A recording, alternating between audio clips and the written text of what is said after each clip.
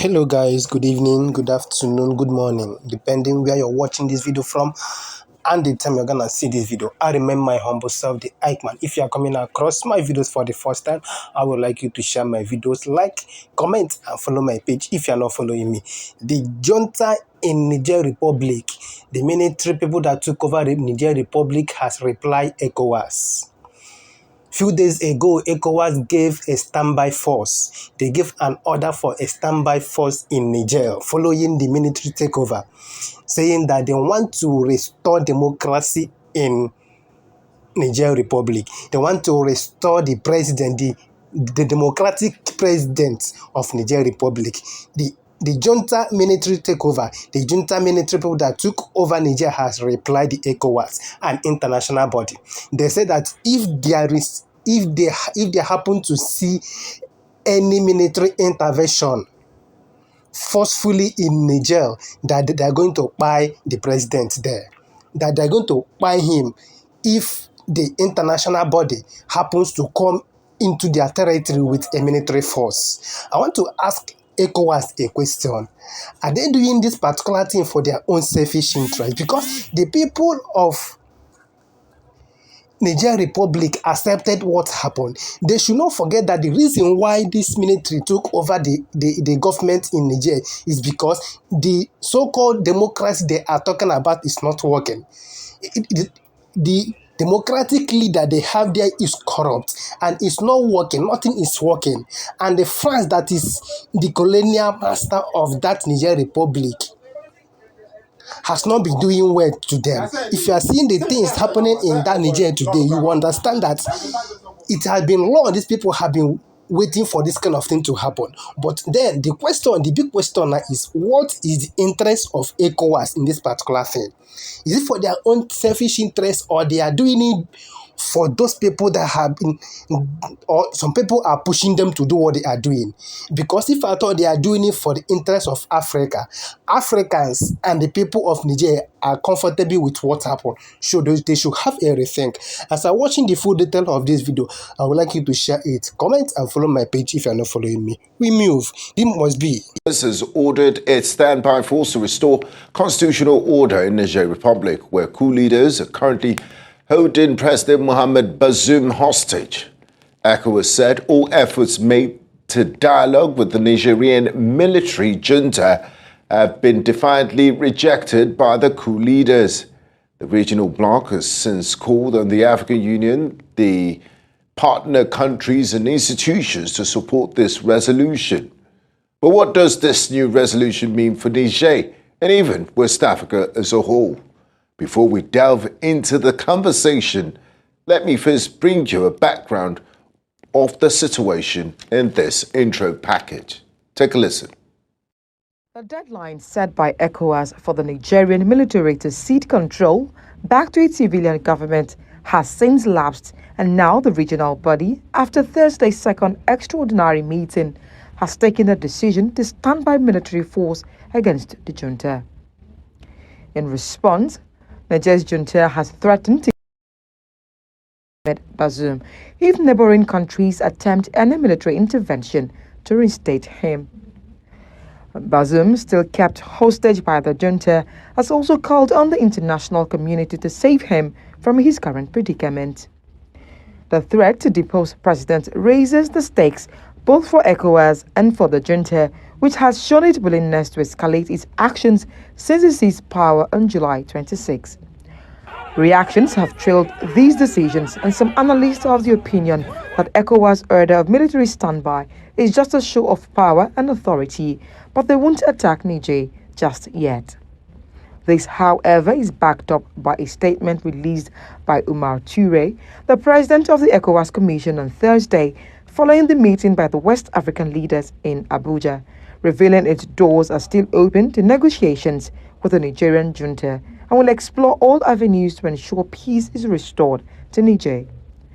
The Nigerian military has so far rejected all entreaties and has refused to negotiate with ECOWAS with hope of reaching an amicable solution.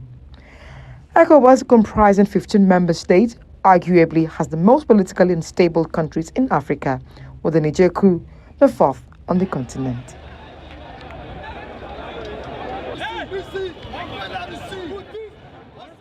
Now, joining me on Secure the Continent tonight for this all-important discussion on the situation in Niger is Fahiraman Rodriguez Kone, Sahel Project Manager, Institute for Security Studies. It joins us from the Malian capital, Bamako.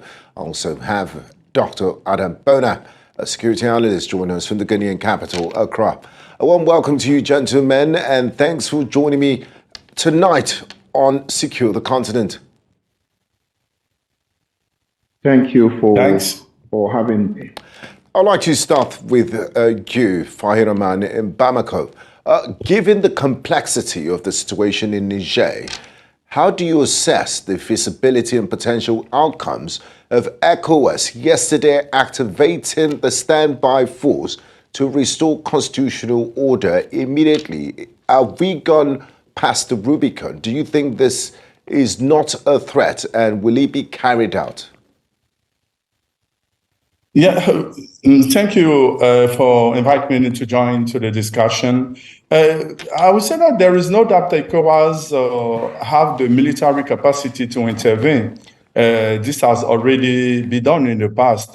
Just remember the Gambia case, and before that there was Cote d'Ivoire, and then in the 90s, we remember about the intervention of ECOMAG in Liberia and Sierra Leone. So the regional body have the military capacity to intervene. But the big question at this moment, the question of feasibility is linked to the political context and more the geostrategic context, which is really different to his previous intervention.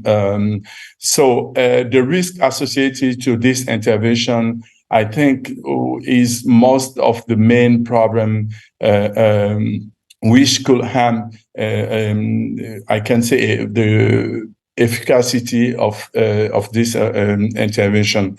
So before taking the decision or any option, I think it is important that the ECOWAS should ask himself about what are the outcome of the intervention, what are the main aim we are looking forward. I think the main issue is here we want a stable Niger, a governable and Niger, and also a regional cooperation which is really effective against our main enemy, which is the terrorist threats in the region. So regarding this objective, it's really important to assess the feasibility of the military option.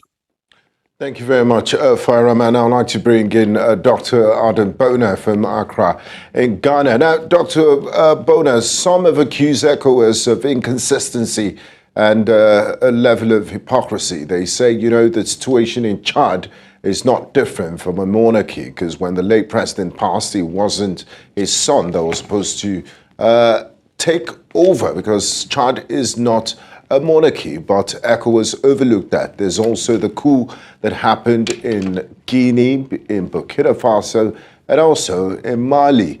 And ECOWAS did not threaten military intervention. That why is the situation in Niger different?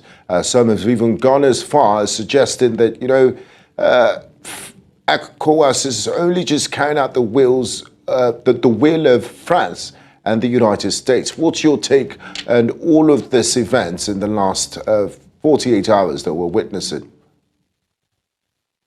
Thank you very much, and thank you for having me. Well, just like you said, this looks more of a, most especially France.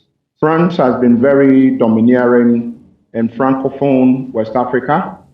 And because of that, if you look at Francophone West Africa, usually in disarray.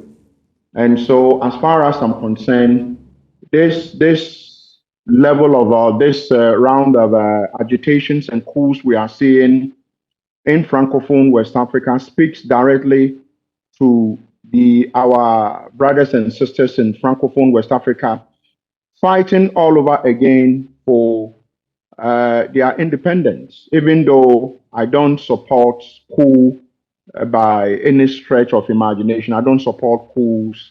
But mine is that if you, in fact, I shared a video with one of your, I think your producer, Aisha, who called me, where you have some military officers in Cote d'Ivoire or in Ivory Coast, literally just checking vehicles and stopping civilians in Ivory Coast from having free movement in Ivory Coast.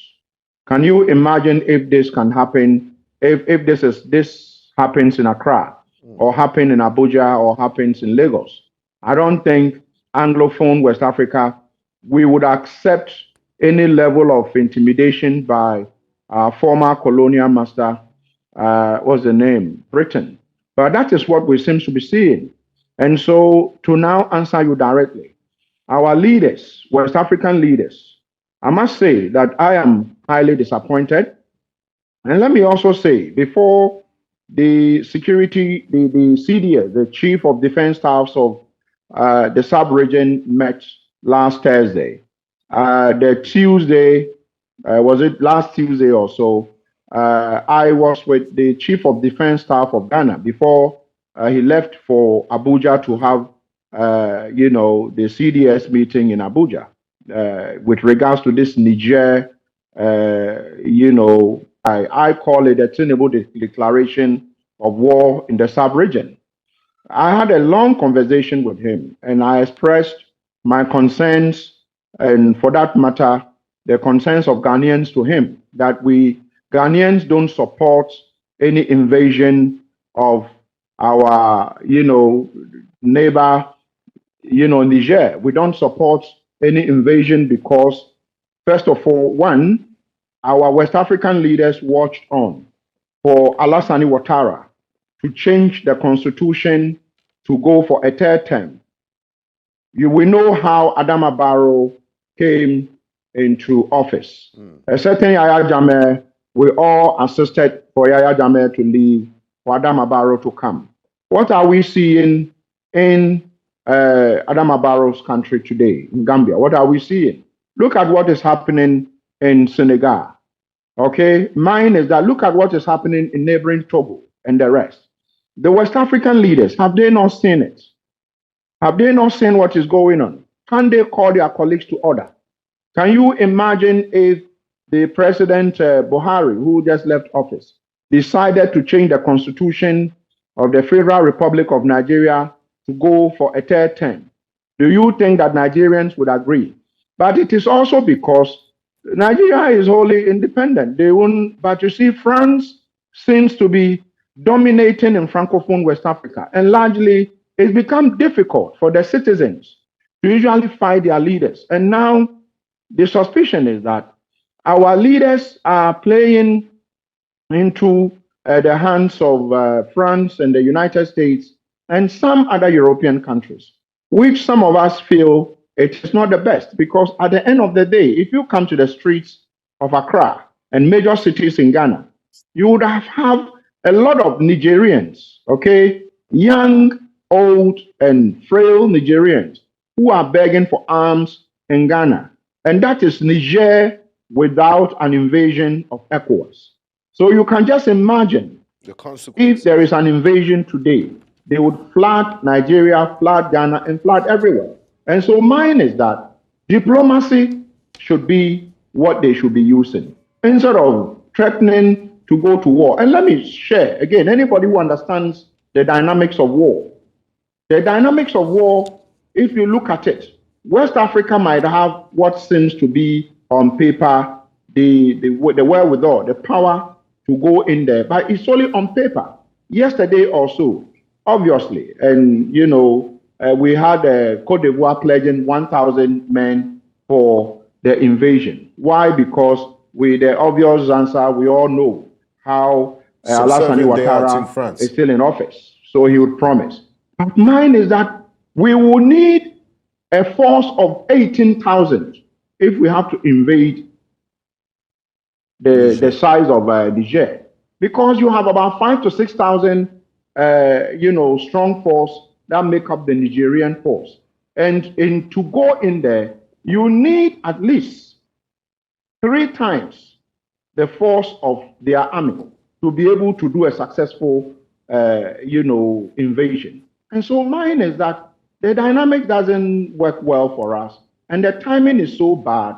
And so, as far as I'm concerned, our leaders should tread cautiously and use diplomacy instead of trying to use force. Thank you very much, Dr. Boner. Now, back to you, Fireman.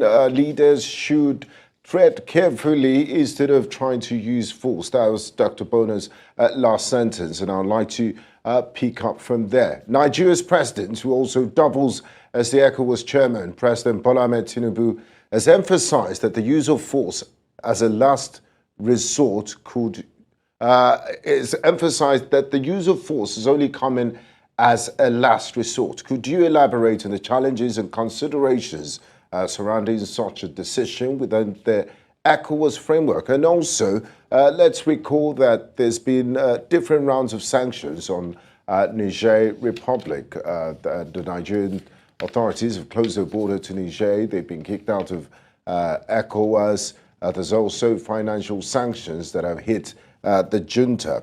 I want to read a statement from the EU Special Envoy, Emmanuel Del Rey. She says, sanctions against Niger are starting to work. There is not enough medicine, food, and electricity is missing even more than before. So what do you make of that statement, and what's your take on sanctions and going to war as a last resort? Do you think that ECOWAS has exhausted all diplomatic means to, activate, following its decision to activate this intervention force? I think ECOWAS is in a situation that is way of ruling or managing crisis in the region is already, I can say, updates when you're looking how the contexts are really profoundly changed, and the ECOWAS should then try to find new solution. They're still on the normative approach of its framework, saying that there should be a rupture of the democratic principle, but at the same time, as the last interlocutor I've said, the profound question is about the respect of the principle for everybody. When there is no anticipative or preventive approach to prevent what could be the germs of the coup, now it is very difficult to intervene like a firework, I don't know the name in English, but in French we say pompier, to try to stop the fire. It's not appropriate at this time. Yes, it's not appropriate at this time. So the big problem is that using economic sanction are not only hitting the leaders, the military leaders, but at the first time, the population.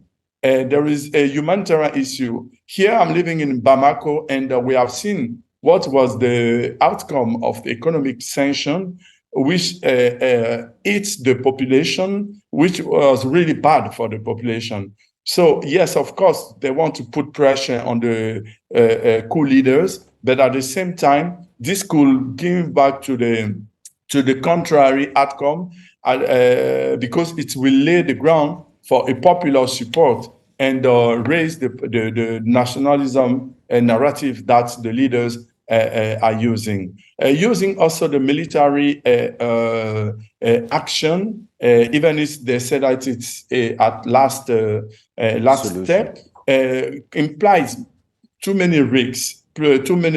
As I said, risks on humanitarian side, because when you see how the military leaders are trying to protect their power by mobilizing popular support, this will be really risky to engage, and it could have damage on ECOWAS image. And the risk of geostrategic, when you see Burkina Faso and Mali trying to to give their solidarity to Niger. We are seeing that there is no political consensus under this situation. But I want to come back to my predecessor arguing that there is a strength links between what the coup we are witnesses in Francophone countries and with the colonial master. This is a very important point. Yes, of course, but we mustn't all have the explanation around this link. I think the profound issue is going beyond Francophone of Anglophone. It's a matter of a matter of state. It's a matter of governance.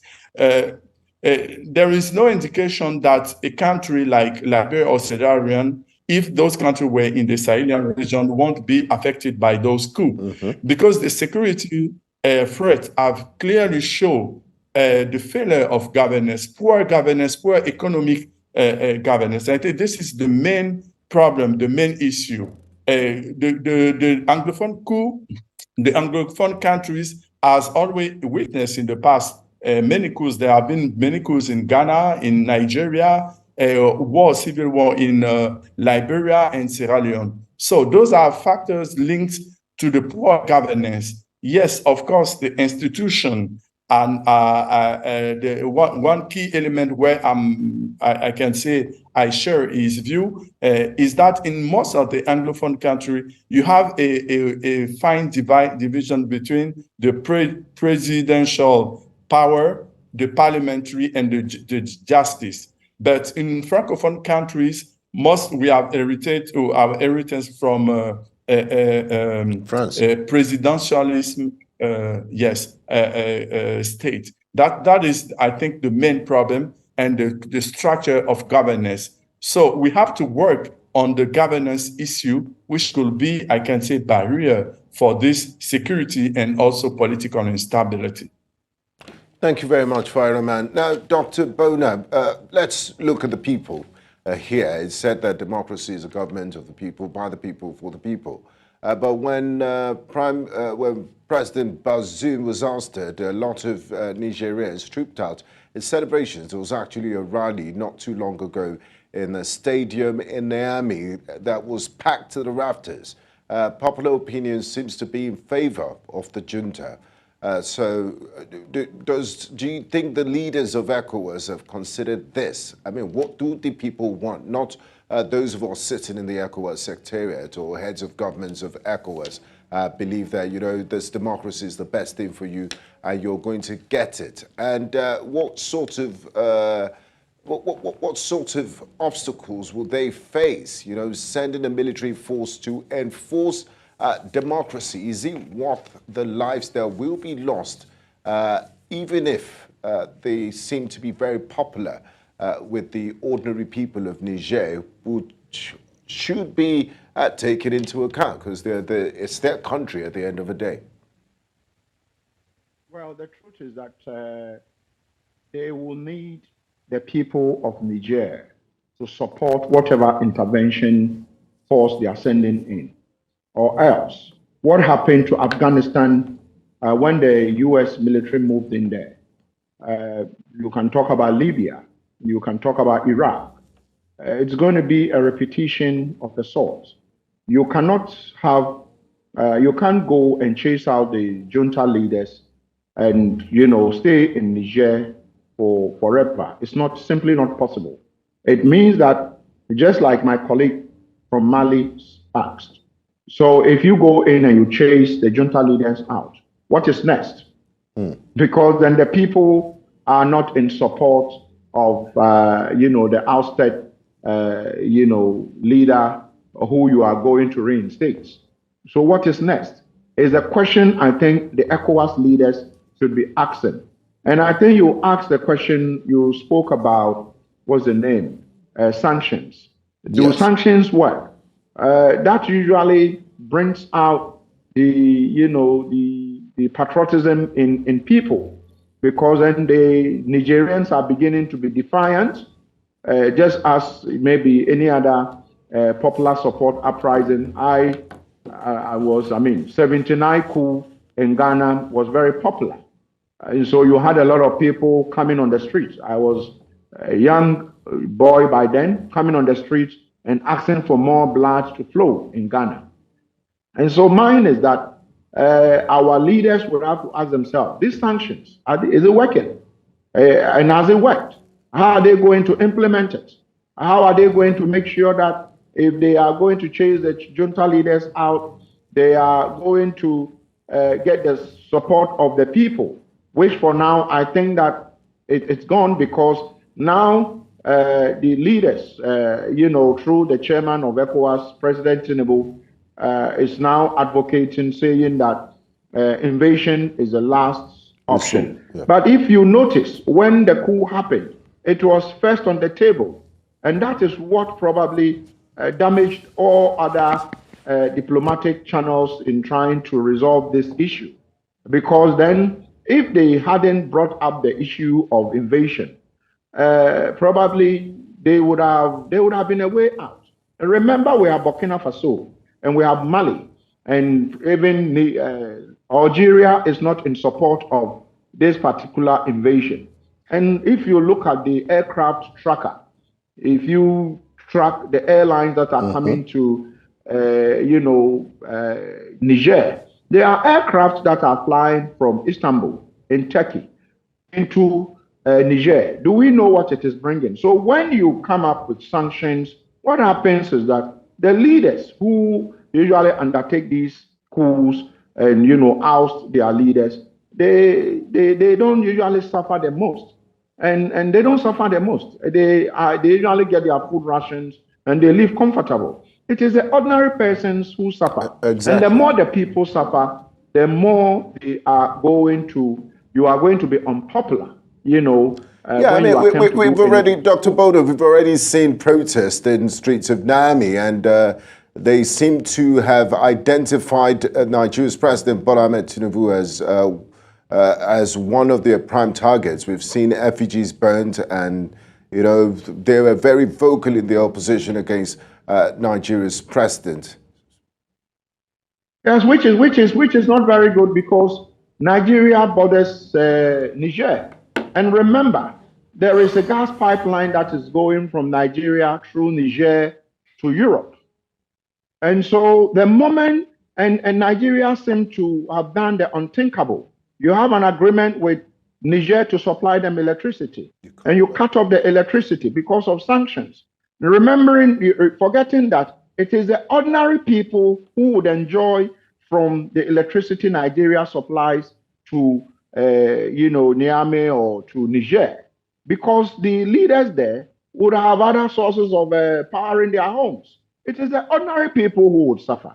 And so I think that I am disappointed in the President Tinubu as the ECOWAS chairman, because I was thinking that he would have been a bit sober, looking at, excuse me to say, his age, and trying to bring his colleague ECOWAS leaders together and telling them that, it is the ordinary persons who suffer. And as we speak, we haven't been able to deal with issues in our own backyard.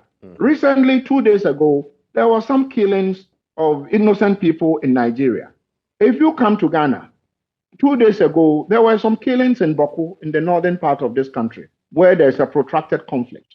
If you go to Burkina, about 70-80% of Burkina Faso, according to ECOWAS itself and the AU and research, is in the hands of rebels in Burkina Faso. My point is that, where are the ECOWAS forces when Boko Haram is threatening to take over Nigeria? Where are the ECOWAS forces when Islamic Maghreb in Burkina Faso, in Mali, in the other neighboring Sahel countries are threatening to take over the entire West Africa? And so mine is that they shouldn't go and start a war which they cannot fight, they can't finish. We know the almighty USA had to run away from Afghanistan with their tails in between their legs. They had to run quickly out of Afghanistan. And history tells us that you've got to be very careful when you are sending in troops. And so the plea and the caution is that our leaders should tread cautiously, because this is almost like Nigeria attacking Ghana or Ghana attacking Nigeria. Because if you look at the dynamics, where we are at the moment, Mali has had its own issues, Burkina has had its own issues, and the list is unending. So and we still have some intervention, leaders who have changed, who have done constitutional a military in intervention West is only Africa. going to complicate the security situation in the West Africa sub-region. Thank you very much, Dr. Bona. A fine place to go on a break. We're still discussing the decision by ECOWAS heads of governments yesterday to activate a standby force to reinstate President Bazoum in Niger Republic. We're looking at the security implications of that department, of that decision. When we return, we'll continue our conversation. You stay with us.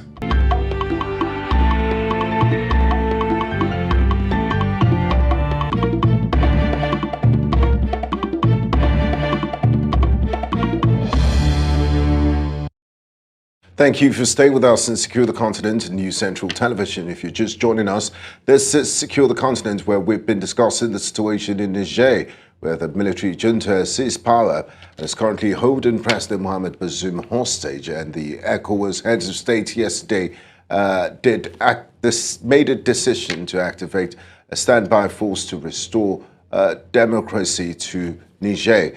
We still have with us on this discussion Fahri Rahman Rodriguez Kone, Sahel Project Manager at the Institute for Security Studies. He joins us live from Bamako. We also have the pleasure of having Dr. Adam Bona, Security Analyst, who joins us from the Guinean capital, Accra. Thank you very much, gentlemen, for staying with us on this conversation. Now, Fahri Rahman, Niger's I did read an opinion piece written by Mohamed Bazoum from captivity. He wrote it to the Washington Post, and he did say that, you know, in the 2 years that he's been president, he's been able to reduce violent extremism by the level 4 times to what it used to be before, and it did boast about, you know, bringing relative stability to Niger compared to his neighbors, and that is quite intriguing. Could you explain the key factors that contributed to this stability and their implications for the crisis in the Sahel compared to Burkina Faso, who seems to be the epicenter of violent extremism in the Sahel?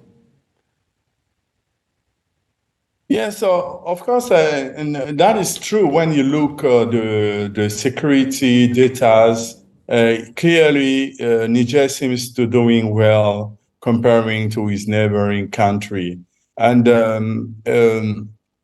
I think the success is based on its strategy against the terrorists, and is that this strategy is not only relying on military option, as we've seen in Burkina Faso and in Mali.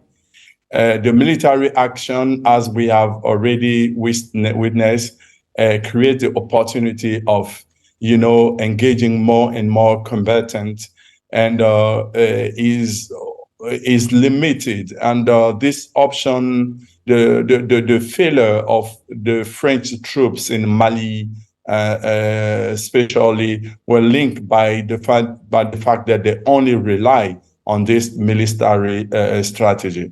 But rather in Niger, the country, Niger alternates both military pressure and but also refer to negotiation to accelerate the disengagement of combatants from terrorist groups, and also using community development action. There was this DDR process, a call for combatants to disengage from groups through community-tied negotiation.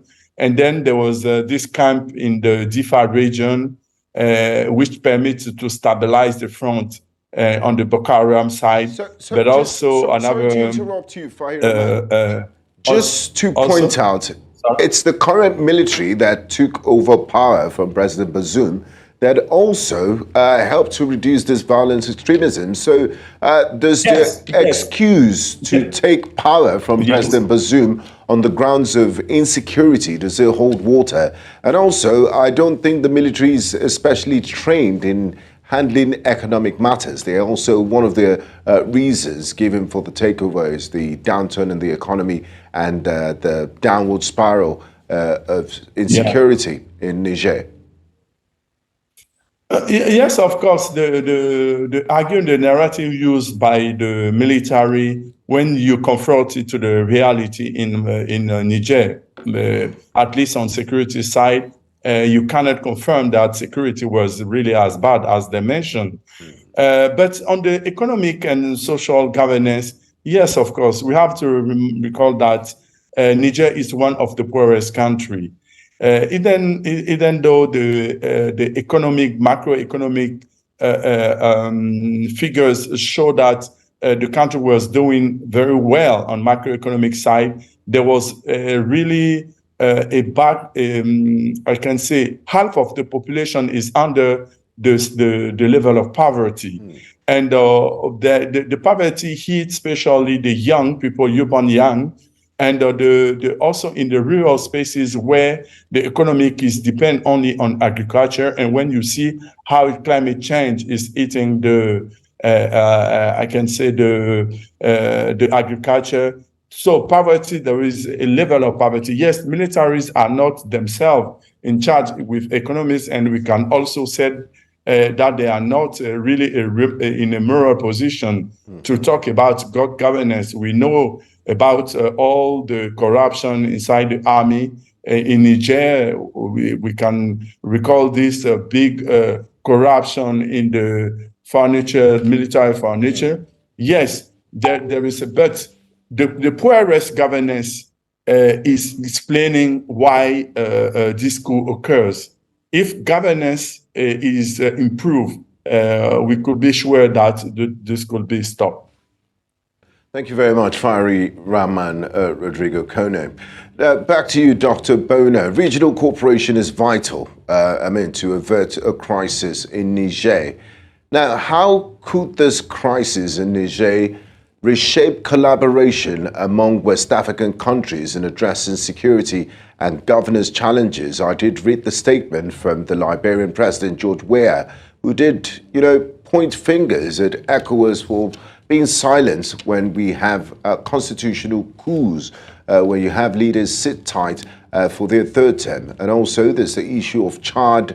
ECOWAS kept silent when Mahamat Idris Deby Itno took over from his father, and he was not constitutionally supposed to do so. You also have countries like Guinea, Mali, and Burkina Faso opposing the ECOWAS stance on Niger. So moving forward, how are we going to have regional cooperation and collaboration among West African countries?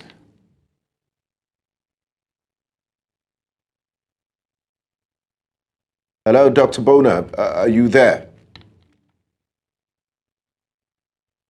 Okay, I think we seem to have lost Dr. Bona for a bit. We'll try to reestablish a connection with him. Dr. Bona, are you there? Yes, I am here. Okay, go ahead. Did you get my question, sir? I think my network started playing. Can you? Okay, I'll repeat the question. I said regional cooperation is vital. Now, how could the crisis in Niger reshape collaboration among West African countries in addressing security and governance challenges? I do recall the statement made by President George Weah of Liberia, pointing fingers at ECOWAS for being silent when it comes to issues of third-termism, sit-tight leaders, and people that change term limits to remain in power. There's also the group of Guinea, Mali, Burkina Faso, who oppose the stance of ECOWAS and suggesting a military invasion of Niger to restore constitutional power. What's your take on this? How can ECOWAS better have collaboration among its member states in addressing issues of security and governance? Okay, so I have been part of meetings that involve, a certain section of ECOWAS. I serve on the Small Arms Commission, in Ghana as a board member, and the Small Arms wing of ECOWAS. Every now and then we have engagements with, with them. And one of the things I have raised is that ECOWAS seem to be, there seems to be two forms of ECOWAS. One of the first one has to do with the people.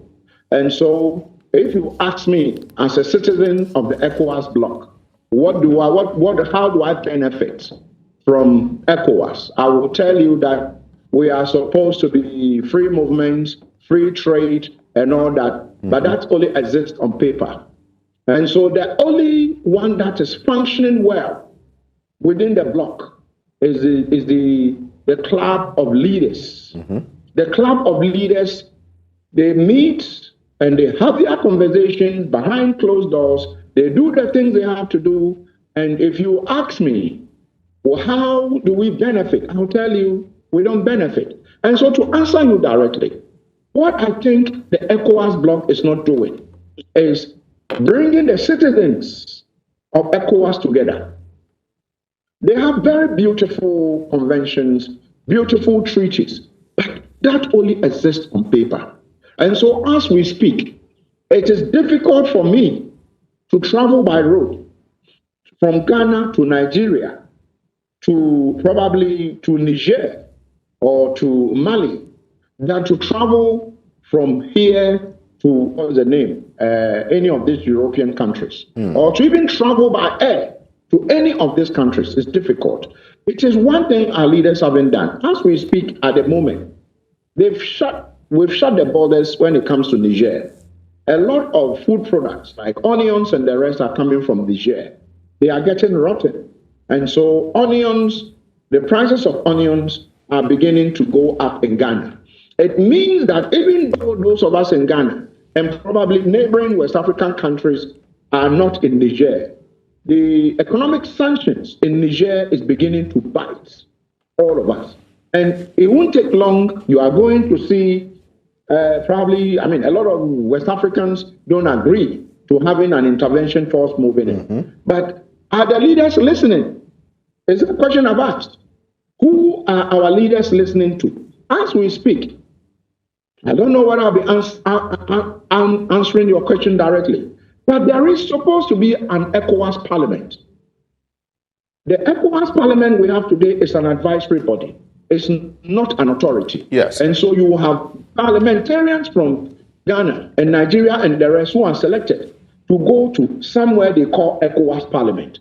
When you go to the EU parliament, if I want to stand for a member of parliament in ECOWAS, I should be able to stand as a member of parliament in Ghana to represent Ghanaians at the ECOWAS parliament. And so these things, they haven't done well.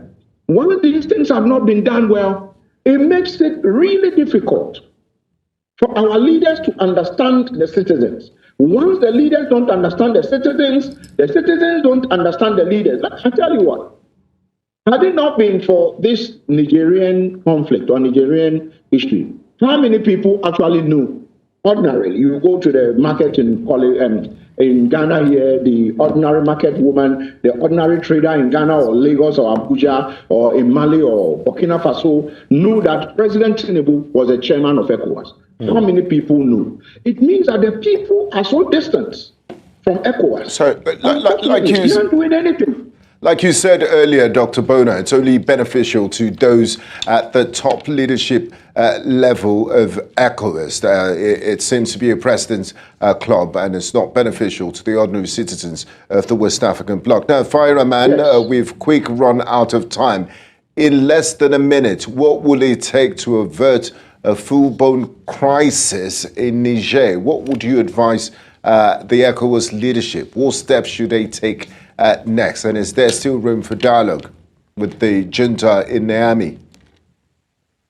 Yes, it's important to focus on this issue of dialogue. I think what I pointed at the beginning of the show is that what are we expecting for Niger? I think the aim, the main objective is to have a stable Niger, because a stable Niger is also mean a stable stability for the region.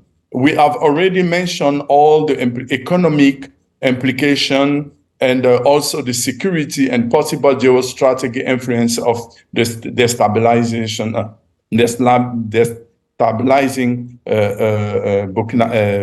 Niger. So ECOWAS should continue mediation efforts using also leaders, community leaders. We have seen the emir of Sokoto and in the north Nigeria playing a role. He was the only one who met the General Chiani, while ECOWAS, EU, and also European, American mediators failed. So it means that there is opportunity, continue mediation effort, and try to find, some solution and how to come to I can say, a transition government which take account the interest of both of the protagonists here in play, both Bazoum or the new military leaders at the power. So it's only by this dialogue process. Yes, the dialogue takes time. It take time,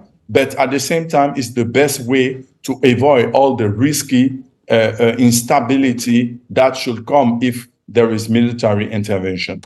Thank you very much. I would like to say a big thank you to my distinguished guest, Fireman Rodrigo Kone, Sahel Project Manager at the Institute for Security Studies, joining live from Bamako, Mali.